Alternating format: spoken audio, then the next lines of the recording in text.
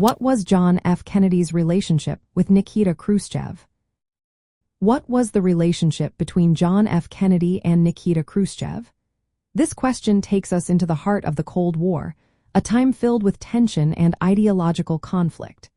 John F. Kennedy was the President of the United States, while Nikita Khrushchev was the leader of the Soviet Union. Their interactions were marked by both confrontation and cautious diplomacy. After Kennedy won the presidency in 1960, Khrushchev sent him a congratulatory message. In this message, Khrushchev expressed hope for better relations, reminiscent of the Franklin D. Roosevelt era.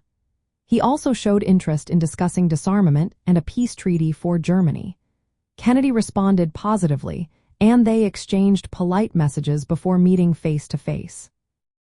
Their first in-person meeting took place at the Vienna Summit in June 1961. This summit aimed to address key Cold War issues, including the status of Berlin and disarmament. However, the meeting did not foster trust. Khrushchev adopted a confrontational approach, even threatening to cut off Allied access to West Berlin. This aggressive stance caught Kennedy off guard, as he had hoped for a more cooperative dialogue. Kennedy made it clear that the United States would defend its rights in West Berlin, even if it meant military action. The relationship between Kennedy and Khrushchev continued to be strained, especially during crises like the Cuban Missile Crisis in October 1962.